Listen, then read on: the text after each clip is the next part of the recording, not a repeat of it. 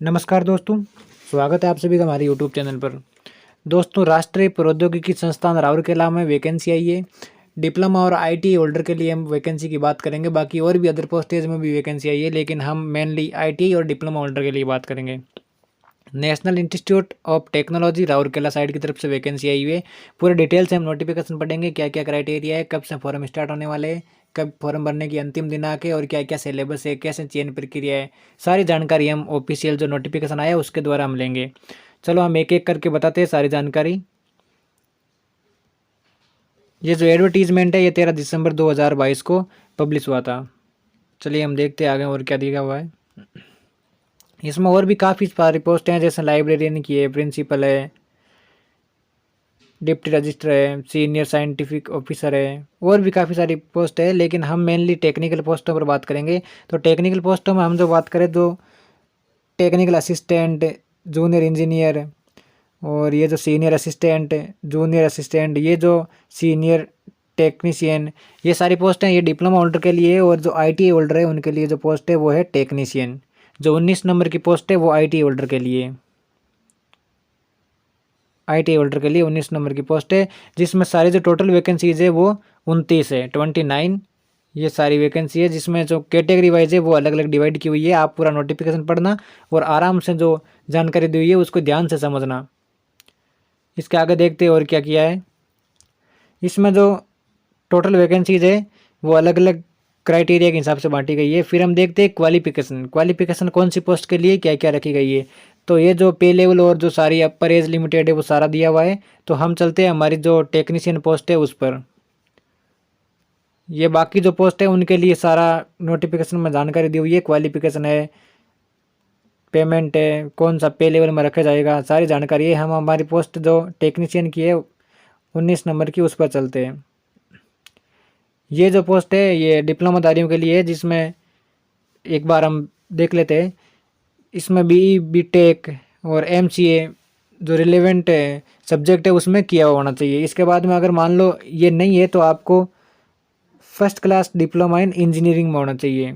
इसके अलावा अगर ये भी नहीं तो और मतलब या इसके अलावा ये भी चलेगा, जैसे bachelor degree in science, science में बैचलर डिग्री होनी चाहिए। इसके अलावा मास्टर डिग्री साइंस और साथ में 50% अंक होने चाहिए इसमें। ये डिप्लोमाधारियों के लिए।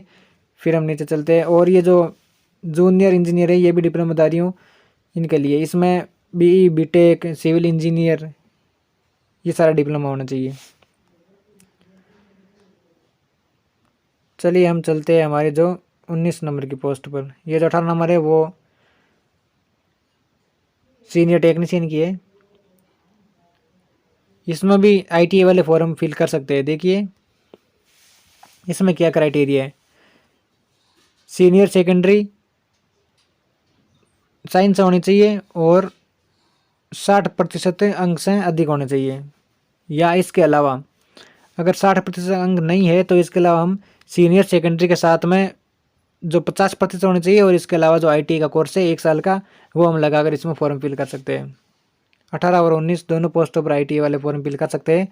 जो अगर उसमें क्राइटेरिया वो भी फिल नहीं कर पाते हो तो इसके अलावा है, अगर 10th बेस पर आप भरना चाहो तो 10th में 60% अंक से अधिक होना चाहिए। इसके अलावा जो 2 ईयर का आईटी सर्टिफिकेट है वो होना चाहिए। अगर ये भी नहीं है तो इसके अलावा डिप्लोमा 3 ईयर का होना चाहिए। इनमें से अगर कोई सी भी क्वालिफिकेशन आपके पास में है तो आप इसमें फॉर्म फिल कर सकते हो। इसके अलावा ये जो टेक्नीशियन है ये ओनली आईटी वालों के लिए। जैसे इसमें पे लेवल 3rd में रखा जाएगा, जिसका जो बेसिक है वो 21,700 से स्टार्ट है और 69,100 रुपये। इसके अलावा जो अदर बेनिफिट है वो इस सैलरी के अलग मिलते हैं, इसमें वो काउंट नहीं होते हैं। इसका बेसिक है 21,700 से। इसकी जो अपर एज लिमिट है वो 27 ईयर से, जिसमें SC/ST को 5 वर्ष, OBC को 3 वर्ष ये जो छूट मिली जाती है गवर्नमेंट नियम के तहत।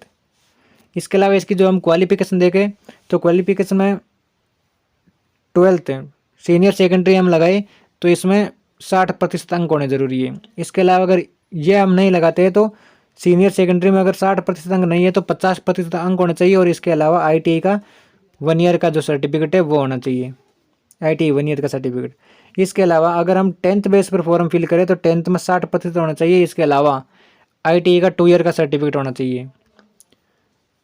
अगर इसके अलावा हमारे पास अगर डिप्लोमा है तो हम डिप्लोमा लगा सकते हैं जो 3 ईयर का होना चाहिए। अगर इनमें से कोई सी भी क्वालिफिकेशन आपके पास में है तो आप इसमें ज़रूर फॉर्म फिल करें। इसके अलावा और क्या जो क्राइटेरिया है वो हम देखते हैं। पूरा नोटिफिकेशन आप आराम से पढ़ना।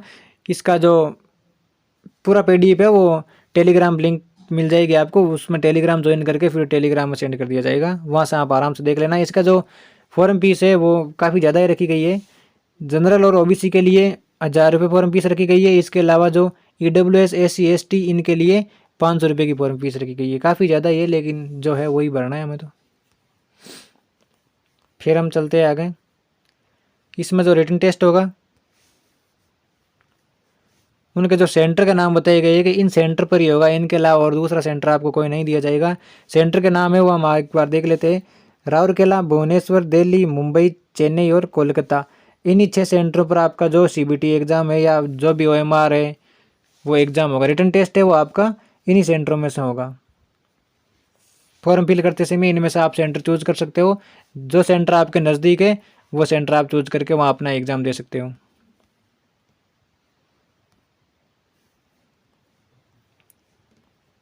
फिर हम नेक्स्ट बात करें अप्लाई कैसे करना है। तो अप्लाई करने के लिए इसकी जो ऑफिशियल वेबसाइट है वो यहाँ दी हुई है। इस PDF से आप डायरेक्ट क्लिक करके भी इस वेबसाइट पर पहुँच सकते हो।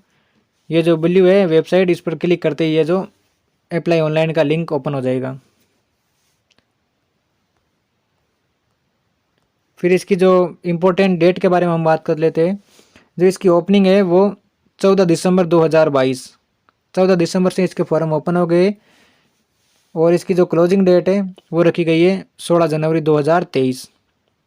और फॉर्म फिल होने के बाद में अगर इसका जो चालान है वो कलेक्ट करवाने की जो डेट है वो है 19 जनवरी 2023। इंपॉर्टेंट डेट का आपको विशेष तौर से ध्यान रखना है। आपको लास्ट डेट का वेट नहीं करना है, जल्दी से जितना जल्दी हो सके उतना जल्दी आप फॉर्म फिल कीजिए ताकि बाद में अगर साइड बिजी हो जाए वो भी आपके लिए कोई परेशानी नहीं हो। चलिए दोस्तों, अगर आप भी हमारे YouTube चैनल पर नए हो तो आप जल्दी से जल्दी हमारे YouTube चैनल को सब्सक्राइब कीजिए ताकि नई जो अपडेट है वो आपको तुरंत मिल सके। धन्यवाद दोस्तों।